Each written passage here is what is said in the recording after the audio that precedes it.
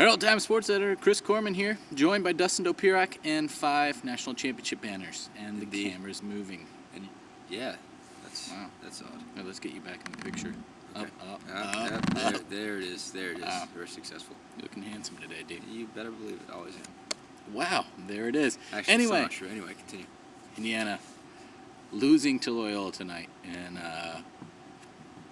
an incredibly awkward game. Yeah, is, the word I would crazy. Would think of for it. Tom Crean called it the biggest tale of two halves he's ever had. He's in his coaching career that he's been around, and that's pretty much the story. Final was 72-67. To run down just the basic details, Jeremiah Rivers misses 4 free throws in the last 2 or 3. 4 free throws in the last 2 or 3. And ends up fouling one of the best free throw shooters in the country on a 3-point shot, which leads to a 4-point play, which sort of pushed the game toward Loyola. Yes. And that's really the story. But what take me through that first half, Dustin, when really Indiana was just swarmed over. They didn't show up. Plain and simple. It definitely had the feel of, and a couple guys threw on the live chat. It definitely kind of had the same feel as the Indiana football game against Virginia. Like, they just weren't here, essentially. I mean, they didn't come out of the locker room at all. They just did not do anything right. They looked clueless. They were forcing things, as Crean kind of said. Everybody tried to take over it sometimes, but I mean, people were, things were being forced, and it just didn't look. They just looked confused and clueless. Basically. They just did not, Loyola pressed. I mean, they had some major problems getting past that. Once they did get into half court, they couldn't do anything. Loyola was hitting some crazy shots, and Indiana wasn't defending well. They looked sluggish. They looked lackadaisical. They just looked like they didn't, like nobody told them the game was tipping at 6:30. Right. Or they were already on Christmas break. One of the two, they didn't show up.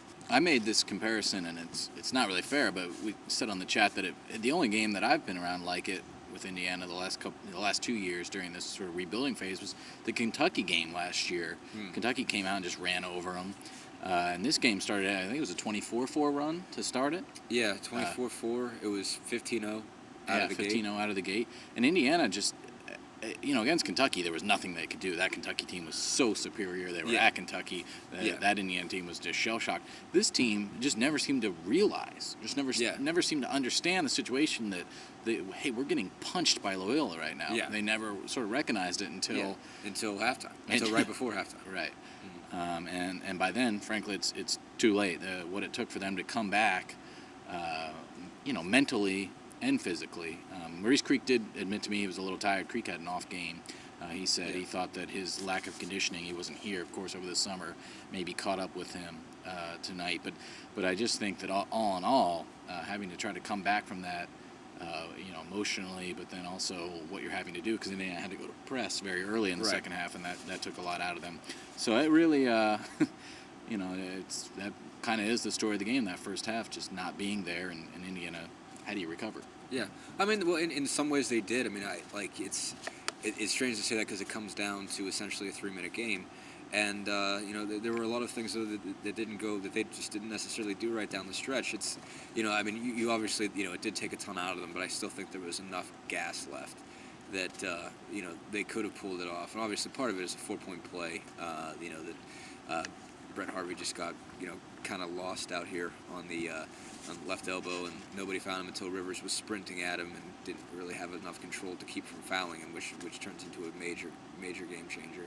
And the thing is, Rivers just isn't good on the line, and it's a tough situation then for a team to be in, when the guy who has the guy that you feel most comfortable with having the ball and making maybe one, being able to make a play, and 2, being able to make the right decision with it, can go to the line, and that's normally what you want out of your point guard, and you usually feel pretty good about putting him in the line, but he's not good there. And that was a question that a lot of fans had, at least in the immediate aftermath of a game. Obviously fans are just emotional at that point and just kind of going through whatever comes off the top of their head, but certainly, is that the right call there? Do you want Rivers to get that ball, knowing that if he drives, he's probably going to be fouled and have to go to the line and make some clutch shots? He was 3 of 7 going into that trip to the line, and ended up 3 of 9 coming off it. Yes.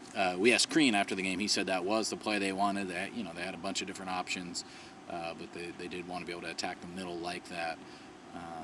And that's the other tough thing. It's like, well, okay, who do you want taking that shot? You want Maurice Creek taking that shot at this point. But is Creek at the situation now where you can just give him the ball and say, go make a play for me?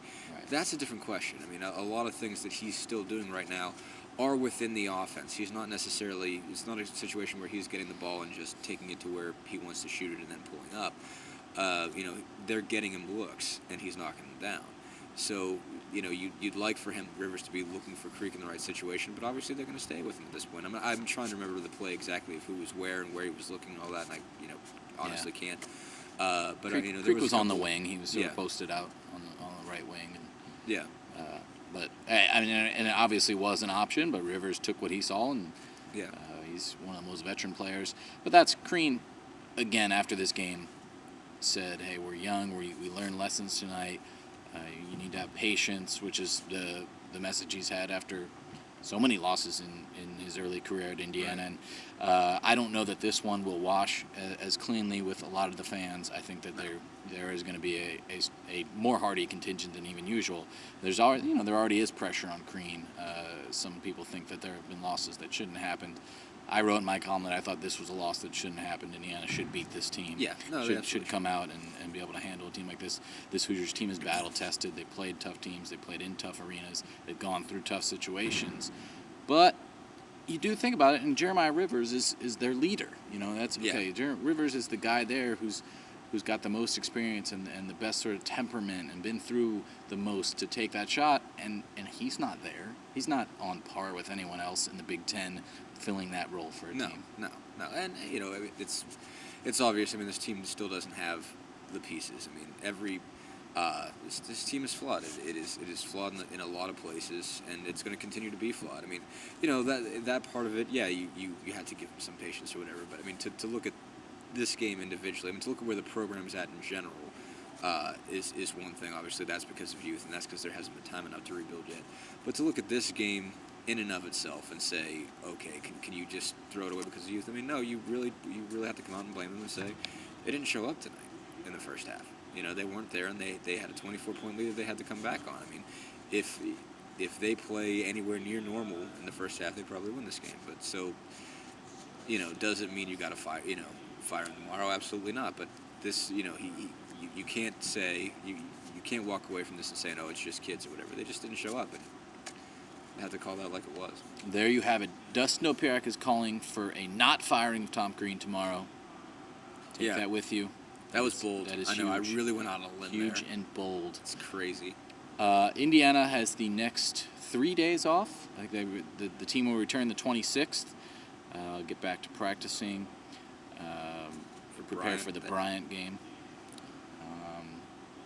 What do you think this team needs to do from here? The Big Ten season obviously starts the 31st with Michigan here. Where do they have to evolve right now? How do they sort of tune up and get ready for what's ahead? A lot of ways. I mean, it's interesting to ask that because you didn't kind of see this coming. Obviously there was the flat beginning against Central, but that kind of happens after finals week, and that hadn't necessarily been an issue beforehand. Now they got to ask themselves, why did this happen?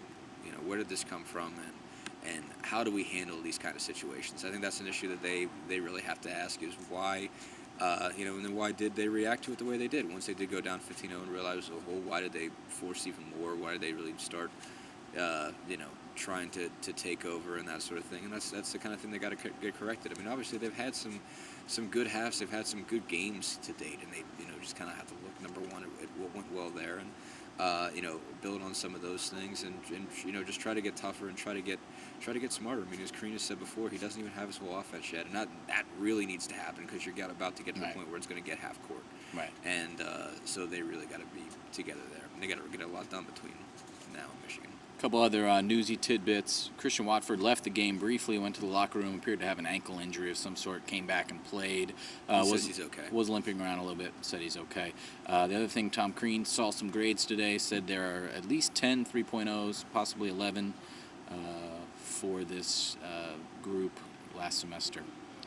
Dustin and I are off to Pennsylvania early tomorrow morning. Very early. We'll catch up with you whenever. We'll be on the Scoop. wishing you a Merry Christmas and whatnot. Enjoy with your families. Bye.